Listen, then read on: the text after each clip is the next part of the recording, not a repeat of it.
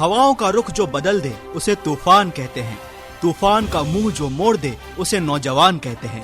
बात चाहे आजादी के आंदोलन की हो या 75 साल बाद देश की तस्वीर बदलने की, युवाओं ने हमेशा अपनी सोच, ऊर्जा और शक्ति से देश के इतिहास की नई इबारत लिखी है। आकाशवाणी लेकर आ रहा है इन्हीं युवाओं के लिए युवाओं द्वारा बनाया एक नया programme #AIR Next। #AIR Next की इस कड़ी में आप सभी का स्वागत। पूरा देश आजादी का 75वां वर्ष मना रहा है। देश की आजादी में यूं तो हर वर्ग की भागीदारी रही, पर युवाओं का एक विशेष योगदान रहा। ये युवा ही हैं जो देश का भविष्य तय करते हैं। इसी को ध्यान में रखकर आकाशवाणी लेकर आता है एक विशेष कार्यक्रम #AIR Next। बज रहे हैं रात के 9। #AIR Next में मैं आकाश पांडे आप सभी का स्वागत करता हूं। ऐसा है कि किसी भी परिवार का एक अहम स्तंभ एक नारी होती है। भले ही वो किसी की बेटी का किरदार निभाए, किसी की पत्नी का किरदार निभाए, किसी की बहू, किसी की बहन का किरदार निभाए, और ये जो जिम्मेदारियां इतने धैर्य के साथ निभाती हैं, उसके लिए हम सभी से ये तारीफ के हकदार हैं, जो कि हम कभी कभी देने से कतरा जाते हैं। और फिर ये नारी कुछ ऐसा कर दिखाती है जिसकी तारीफ करने से हम तो क्या, पूरा देश नहीं चूकता। अब देखिए ना, एक सुबह एक बच्ची के सारे गामा पाधा निसा सुनकर उसके पिताजी कहते हैं कि हमारे घर में इतनी अच्छी गायिका है और हमें पता ही नहीं था। ये वाक्य बोलने वाले थे दीनानाथ मंगेशकर, और वो बच्ची थी हमारी देश की बेटी स्वर्गीय लता मंगेशकर जी। लता जी को संगीत सिखाते सिखाते उनके पिताजी कहते थे कि लता, जिस तरह कविता के शब्दों का अर्थ होता है उसी तरह संगीत के सुरों का भी अर्थ होता है। जिस तरह केश को संभाला जाता है उसी तरह राग को भी संवारा जाता है। अगर गायक राम है तो संगीत उसके लिए सीता है, और वो संगीत के लिए ही जीता है। ऐसी हुई लता जी के संगीत की शिक्षा की शुरुआत, एक इतिहास बनाने की शुरुआत, देश की आवाज बनने की शुरुआत। लता जी के आवाज में इतनी मिठास थी कि एक बार ऑल इंडिया रेडियो आकाशवाणी पर उनका गायन सुन के उनके पिताजी ने उनकी माताजी से कहा था कि अगर कल को मैं नहीं रह गया तो परिवार की बागडोर लता संभाल लेगी। लता जी 13 वर्ष की थी जब उनके पिताजी का देहांत हुआ, और परिवार की सारी जिम्मेदारी परिवार की बड़ी बेटी अर्थात लता जी पर आ गई। 13 वर्ष की लता जी मराठी गानों में प्लेबैक सिंगर का काम करने लगी। बात 1947-1948 की है। उस जमाने में लोगों को भारी आवाज की तलाश थी, और हमारी लता जी की आवाज बहुत ही पतली थी। उस वक्त गुलाम हैदर साहब जी ने लता जी के इस हुनर को पहचाना। वो कहते थे कि लता, हमेशा जो तुम गाना गाओ उसके अल्फाज स्पष्ट होने चाहिए, सामने वाले को साफ सुनाई देने चाहिए, और तुम जिनके लिए भी गाना गा रही हो उन अदाकारों को एक बार समझ लो, इससे तुम्हारा गाना और भी बेहतर होगा।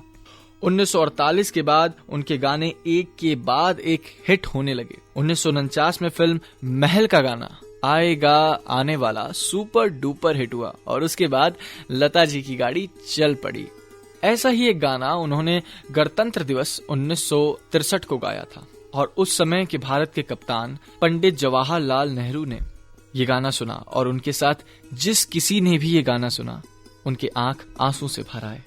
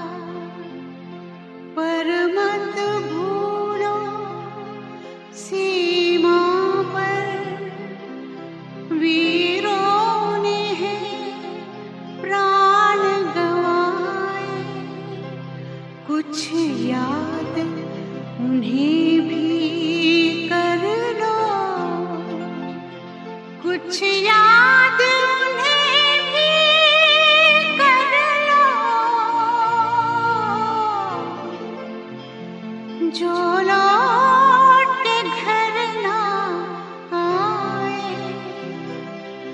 जो लौट के घर ना आए।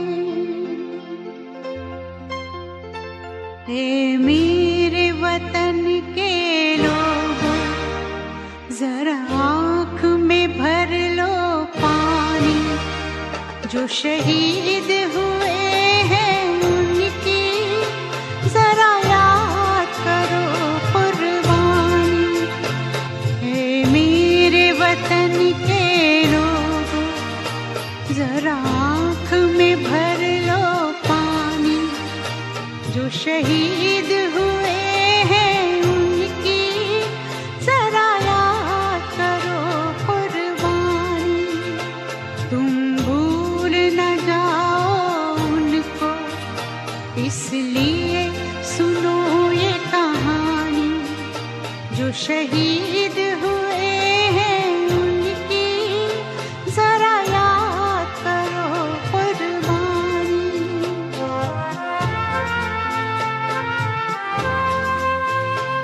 जब घायल हुआ हिमालय, खतरे में पड़ी आजादी, जब तक थी सांस लड़े वो, जब तक थी सांस लड़े वो, फिर अपनी लाश बिछा दी, संगीन पे धर कर माथा, सो गए अमर बलिदानी, जो शहीद हुए हैं उनकी जरा याद करो कुर्बानी।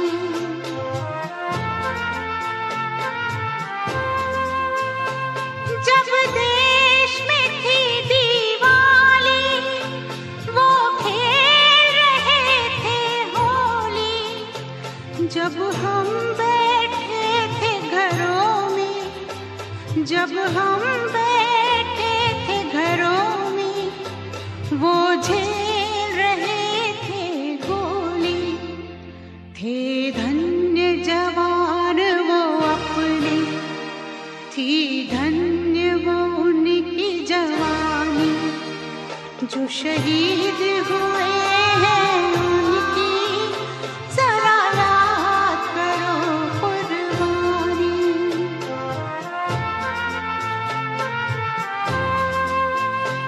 कोई सिख कोई जाट मराठा, कोई सिख कोई जाट मराठा, कोई गुरखा कोई मद्रासी, कोई गुरखा कोई मद्रासी, सरहद पर मरने वाला,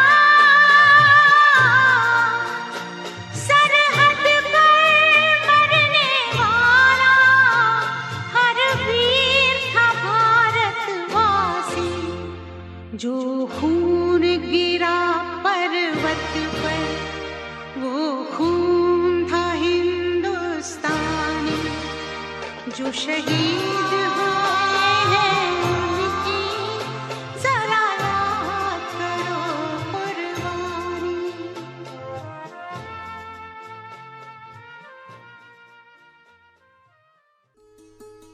देख के ये रौब, ये जमाना जलेगा, जब खाकी वर्दी पर सितारा चमकेगा। कॉलेज के दिनों में खाकी वर्दी पर एनसीसी का टैग लगना खुद में बड़े ही सम्मान की बात है, और हर एनसीसी कैडेट का ये सपना होता है कि एक बार वॉलेंटियर करे आरडी कैंप के लिए। ऐसा ही कैंप अटेंड किया था कैप्टन याशिका त्यागी ने। उनकी खुशनसीबी थी, पर वो राजपथ पर मार्च नहीं कर पाई क्योंकि उनकी हाइट छोटी रह गई थी, और ये बात उन्हें बड़ी ही चुभी। उन्होंने सोने से ज्यादा पसीना बहाने का शौक पाल लिया, और इस शौक ने उन्हें परेड कमांडर बना दिया। गोस्वामी तुलसीदास ने रामायण में एक चौपाई कही थी, सकल पदार्थ है जगमाही, कर्महीन न पावत नाही। अर्थात दुनिया में समस्त प्रकार की चीजें हैं, परंतु अगर तुम किसी चीज के लिए कर्म ही नहीं करोगे तो वो चीज तुम्हें कभी नहीं मिल पाएगी। कैप्टन याशिका त्यागी ने अपने कर्म को अपना भगवान माना और फौज ज्वाइन कर ली। फौज ज्वाइन करने के साथ ही उन्होंने खुद को एक्सट्रीम कोल्ड क्लाइमेट में सर्व करने के लिए वॉलंटियर किया, और उनकी सबसे पहली पोस्टिंग लेह में आई। कारगिल युद्ध के दौरान उनकी यूनिट की सिक्योरिटी ऑफ अलर्ट पे थी। मतलब यूनिट की सिक्योरिटी से ज्यादा इम्पोर्टेंट कुछ नहीं, यूनिट की सिक्योरिटी से ऊपर कुछ नहीं। उनके सभी अफसर और जवान मिलकर सिक्योरिटी ड्रिल पूरी कर रहे थे। चूंकि कारगिल युद्ध था, इसीलिए उन्होंने डायरेक्टर से एक रिक्वेस्ट करी कि उनके साथ उनका 1.5 साल का बच्चा रहे, इसीलिए उन्हें यह परमिशन दे दी गई। टेम्परेचर था -10 डिग्री सेल्सियस, एकदम नोकीली पहाड़ी, चाकू जैसी धार वाली पहाड़ी, अंधेरी रात, कोई चांद नहीं। इनकी टुकड़ी को काम दिया गया था कि इन्हें सिक्योरिटी पेरीमीटर की फेंसिंग लगानी है। Having cromine in one hand and 1.5-year-old son in another hand with a permanent baby on her belly, इतनी ठंड में, इतने अंधेरे में ना किसी का न ठंड का डर लगा, न ये सोचा कि उनका शरीर पिघल जाएगा, न ये सोचा उनके बच्चे को कुछ हो जाएगा, पर उनमें था जो वो विश्वास। और वो कहती थी कि अगर आप खुद पर विश्वास करेंगे तो जाकर दुनिया आप पर विश्वास करेगी। हम लाए हैं तूफान से किश्ती निकाल के, इस देश को रखना मेरे बच्चों संभाल के। हम लाए हैं तूफान से किश्ती निकाल के, इस देश को रखना मेरे बच्चों संभाल के। तुम ही भविष्य हो मेरे भारत विशाल के, इस देश को रखना मेरे बच्चों संभाल के। हम लाए हैं तूफान से किश्ती निकाल के, इस देश को रखना मेरे बच्चों संभाल के।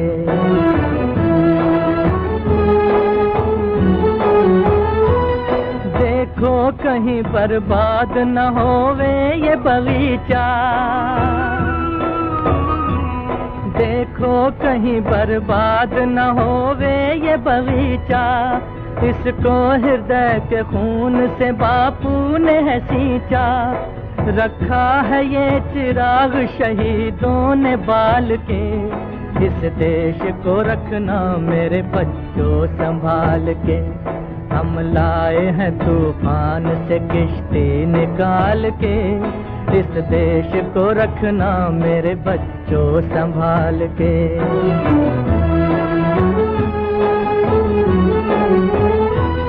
दुनिया के दाव पेंच से रखना न वास्ता, दुनिया के दाव पेंच से रखना न वास्ता।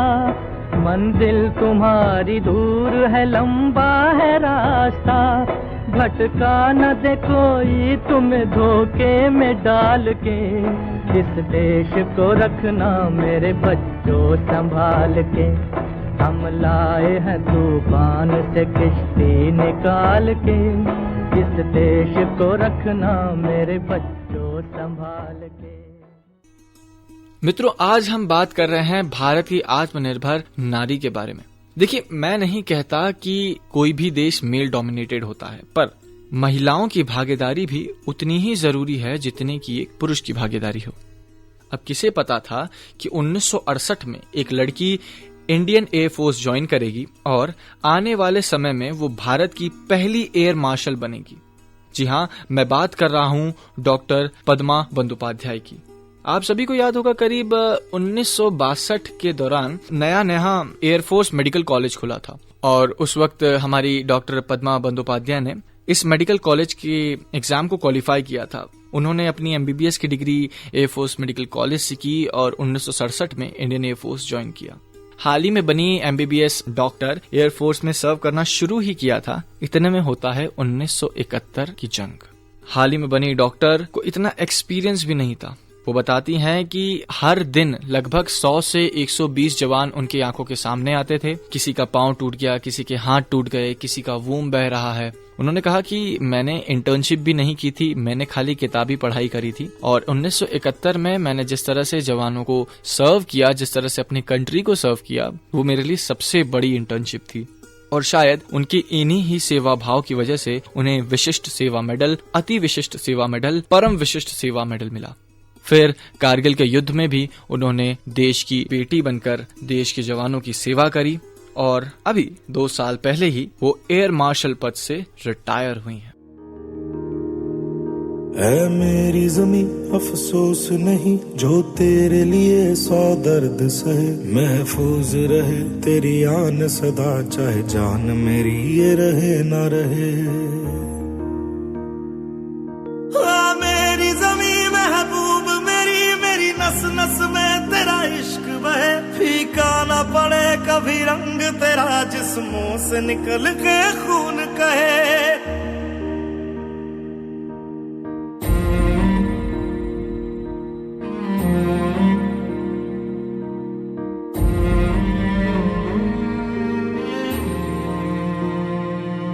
तेरी मिट्टी में मिल जावा, गुल बन के मैं खिल जावा, इतनी सी है दिल की आरज़ू।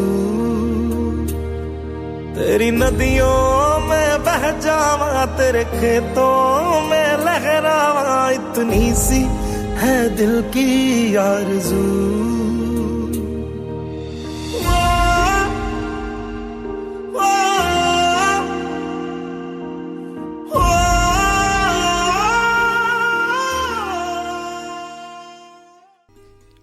मैंने अंग्रेजी में एक कहावत सुनी है, if you want to achieve something go and die for it. मेरे हिसाब से कि जैसा मुझे लगता है कि अगर आपको जीवन में कोई चीज पसंद आती है तो उससे पाने के लिए आपको जिद पकड़ लेनी चाहिए, क्योंकि जिद ही निरंतरता का एक दूसरा नाम है और बिना कंसिस्टेंसी के कुछ भी पाना असंभव है। शायद अगर जिद नहीं होती तो एक ठेला गाड़ी खींचने वाले की बेटी इंडियन वुमेन हॉकी टीम की कैप्टन न होती। जिद न होती तो मात्र 6 वर्ष की उम्र में वो हॉकी खेलना न शुरू कर रही होती। घर में 3 वक्त का खाना भी नहीं था। पर रानी रामपाल की जिद न होती तो भारत को 2020 टोक्यो ओलंपिक में ब्रोंज नहीं मिल पाता। 14 साल की उम्र में भारत की यंगेस्ट हॉकी प्लेयर का जन्म खिलाड़ियों की धरती हरियाणा में हुआ था। रानी ने एक दिन ऐसे ही अपने पिता से कहा कि पिताजी मुझे भी हॉकी खेलनी है। पिताजी ने न ये देखा कि उनके घर की स्थिति कैसी है, बस उनके सामने थी उनकी भोली भाली बच्ची की वो जुबान जिससे उन्होंने सुना था कि पिताजी मुझे भी हॉकी खेलना है। उनके पिताजी ने उनकी बात में हामी भरते हुए उनकी इच्छा को बढ़ावा दिया। उनकी इस मेहनत और लगन का पुरस्कार भारत ने पद्मश्री और मेजर ध्यानचंद खेल रत्न अवार्ड देकर सम्मानित किया। ऐसी भारत की बेटी को बारंबार सलाम है। पिघला दे जंजीरें, बना उनकी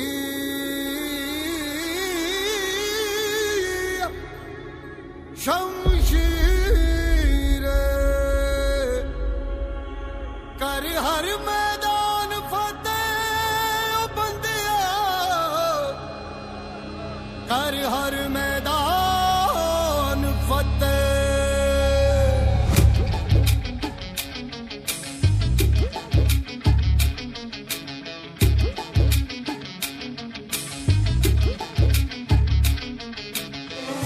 घायल परिंदा है तू, दिखला दे जिंदा है तू, बाकी है तुझ में हौसला, तेरे जुनू के आगे अंबर पनाहे मांगे, कर डाले तू जो फैसला। रूठी तकदीरें तो क्या, टूटी शमशीरें तो क्या, टूटी शमशीरों से ही हो। कर हर मैदान फतेह, कर हर मैदान फतेह, कर हर मैदान फतेह रे बंदिया, हर मैदान फतेह, कर हर मैदान फतेह, कर हर मैदान फतेह, कर हर मैदान फतेह रे बंदिया, हर मैदान फतेह।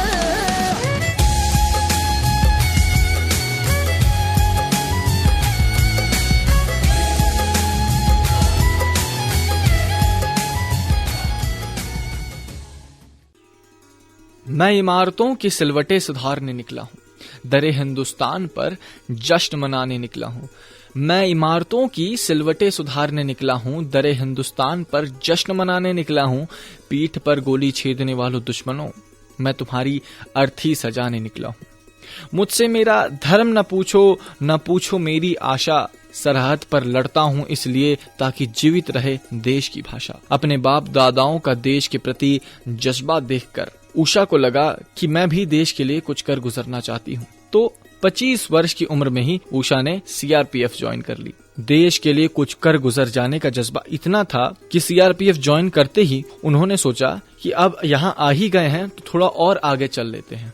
उन्होंने सीआरपीएफ की कोबरा फोर्सेस ज्वाइन कर ली। इसी के साथ वो बन गई भारत की पहली वुमेन जो कोबरा फोर्सेस में बतौर अधिकारी हैं। वो असिस्टेंट कमांडेंट है। वो अभी नक्सल एरियाज में अपना काम करती हैं। अपने 3rd जनरेशन की सीआरपीएफ जवान होने के उषा को कई फायदे मिले, जैसे कि वो बताती हैं कि उनकी जीन्स में ही लड़ने की क्षमता थी, तो उन्होंने अपने सीनियर कमांडेंट से उन्हें एक मेल बटालियन में तैनात करने की विनती की। वो इकलौती वुमेन बतौर अधिकारी कोबरा फोर्सेस की मेंबर हैं, इसीलिए उन्हें मेल बटालियन के साथ तैनात कर दिया गया। उनकी पहली पोस्टिंग दरबा में हुई, जिसे नक्सल का गढ़ माना जाता है। यहाँ पे लगभग 29 नेताओं को एक साथ गोलियों से भून दिया गया था। ऐसे जगहों पर आज assistant commandant Usha Kiran ji cobra 206 battalion में तैनात हैं। ये काफी सारे सर्च ऑपरेशन सक्सेसफुली कर चुकी हैं और साथ ही साथ समाज की जागरूकता में भी बड़ा ही ध्यान देती हैं। आज सरकार रेड कॉरिडोर के एरिया पे बहुत काम कर रही है और वहाँ के लोगों तक मौलिक अधिकार पहुँचाने का काम उषा किरण जी बतौर अधिकारी स्वयं संभाल रही हैं। ऐसी निडर बेटी को दिल से सैल्यूट। भारत की नारी है तू, तेरे लहू में सीता है, कर्मों में तेरे गीता है, विपदाओं से हार न जाना, मौत को भी तूने जीता है। भारत की नारी है तू।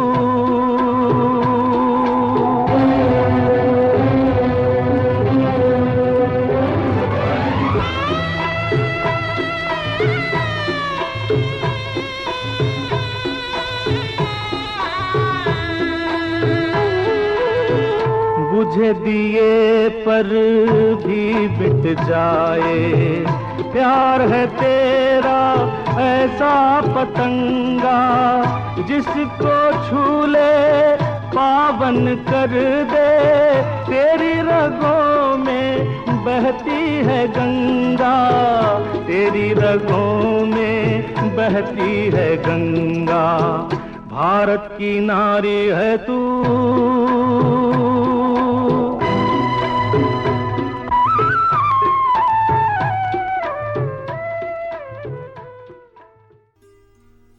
दो फरवरी 1970 प्रज्ञा ठाकुर जी का जन्म होता है और किसे पता था कि प्रज्ञा साध्वी के नाम से वो देश विख्यात हो जाएंगी। साध्वी प्रज्ञा ठाकुर का जन्म मध्य प्रदेश के भिंड जिले में हुआ था। उनके पिता आयुर्वेद के बहुत बड़े डॉक्टर थे। कॉलेज के दिनों में इनकी पहचान बढ़ी इनकी आवाज से। प्रज्ञा जब भीड़ को संबोधित करती थी तो सुनने वालों के रोंगटे खड़े हो जाया करते थे। इसी दौरान वो संतों के संपर्क में आई और उन्होंने भगवा चोला पहन साध्वी रूप धारण किया। फिर होता है मालेगांव बॉम्ब ब्लास्ट। 29 सितंबर 2008, 6 की मृत्यु, 101 घायल। ब्लास्ट का षड्यंत्र रचने के लिए उन्हें जेल में डाल दिया गया। वो कहती थी कि एटीएस के पुलिसकर्मी उन्हें बेल्ट से पीटा करते थे। कभी मन कर दिया तो बिस्तर के नीचे तार बिछा दिए और तमाम टॉर्चर करने के उपकरणों से उन्हें पीटा जाता था। उन्हें तकलीफ दी जाती थी। इतनी तकलीफ के बाद जब एक बार उन्हें आईसीयू में भर्ती किया गया और उनकी मेडिकल रिपोर्ट आई तो उसके अंदर लिखा था कि इतने मार पड़ने की वजह से इनके फेफड़ों की झिल्ली फट चुकी है। ये देखकर एटीएस के पुलिसकर्मी सन्न रह गए। उन्हें लगा कि ये मर जाएगी। इस तरह की गहन प्रताड़ना सहने के बाद वो बताती हैं कि उनके शरीर का कोई ऐसा अंग ना हो जहां पे उन्हें मार ना पड़ी हो। और बार बार पुलिसकर्मियों ने उनसे एक ही बात कही कि कह दो, कबूल है कि तुमने बॉम्ब ब्लास्ट किया है। 9 साल के बाद जब शान से वो जेल से बाहर आई तो लोगों ने उनसे पूछा कि इतनी प्रताड़ना के बाद आप जीवित कैसे बच गई। तो उन्होंने कहा कि उस जेल में मेरे साथ कोई नहीं था, मैं थी, मेरा आत्मविश्वास था। अंत में मैं एक भाव प्रकट करके अपनी बात को विराम देना चाहूंगा कि एक स्त्री को कभी किसी समाज से कुछ कहना हो तो वो कुछ इस प्रकार कहेगी मैं स्त्री हूं, मैं नारी हूं, मैं कली हूं, मैं फुलवारी हूं, मैं दर्पण हूं, मैं दर्शन हूं, मैं नाद हूं, मैं ही गर्जन हूं, मैं बेटी हूं, मैं माता हूं, मैं बलिदानों की गाता हूं, मैं श्रीमद् भगवत गीता हूं, मैं द्रौपदी हूं और मैं ही सीता हूं। पुरुषों की इस दुनिया ने मुझे कैसी नीति दिखाई है। कभी जुए में हार गए, कभी अग्नि परीक्षा दिलवाई है। कलयुग हो, त्रेता युग हो, द्वापर युग हो, इल्जाम मुझी पर आता है। क्यों घनी अंधेरी सड़कों पर चलने से मेरा मन घबराता है। डर का साम्राज्य उभरता है और कोई साया पीछा करता है। मेरी मुट्ठी बीच जाती है, दिल की धड़कन तेज हो जाती है। जो साया पीछे था उसने मुझे अपनी बाहों में बींच लिया। एक ने मुंह पर हाथ रखा और एक ने आंचल खींच लिया। एक ने मुंह पर हाथ रखा और एक ने आंचल खींच लिया। मारा है मुझे, पीटा है मुझे, इन बालों से पकड़कर घसीटा है मुझे। फिर बर्बरता की उन सारी हदों को तोड़ दिया। उन घनी अंधेरी सड़कों पर मुझे फिर तड़पता छोड़ दिया। सन्नाटे में चीख रही थी, खून से लथपथ हो काया। सबने फोटो खींचा पर कोई मदद को न आया। सबने फोटो खींचा पर कोई मदद को न आया। कोई क्यों नहीं था साथ में? ये एक प्रश्न, सवाल जो हर समाज वाला किसी लड़की से पूछता है। क्यों कोई नहीं था साथ में? क्यों निकली अकेली रात में? क्या मेकअप था? क्या गहने पहने थे? क्या छोटे कपड़े पहने थे? प्रश्नों की भूल भुलैया में सच्चाई कहीं खो सी जाती है। सब भूल जाओ, सब भूल जाओ कहने वालों, क्या तुम्हें शर्म नहीं आती है? सब भूल जाओ, सब भूल जाओ कहने वालों, क्या तुम्हें शर्म नहीं आती है? याद रखो ये आखिरी गलती तुम्हारी भी हो सकती है। सड़क पर बेसुध पड़ी बहन या बेटी आपकी भी हो सकती है। इस स्पर्श से बड़ा दर्द और कोई नहीं हो सकता। इस स्पर्श से बड़ा दर्द और कोई नहीं हो सकता। जो नारी की इज्जत ना करे वो सच्चा मर्द नहीं हो सकता। जब सजा मिलेगी सारे दोषी लोगों पर, फिर कोई लड़की नहीं मिलेगी खून से लथपथ सड़कों पर।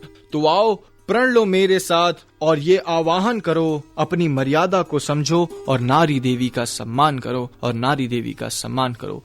मेरे भाइयों, यहाँ मैं अपनी बात को विराम देना चाहूंगा और जाते जाते हमारे देश की सभी वीरांगनाओं को, सभी देश की बेटियों को, सभी आत्मनिर्भर नारियों को आकाश की तरफ से सैल्यूट।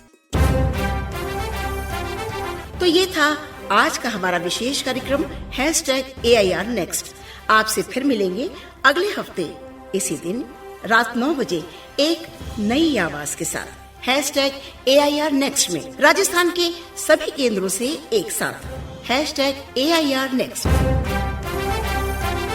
तकनीकी सहयोग सुप्रियो बैनर्जी, प्रस्तुति सहयोग चारू शर्मा, प्रस्तुति राजेंद्र सिंह डारा, संयोजन व परिकल्पना सुनील गंजू।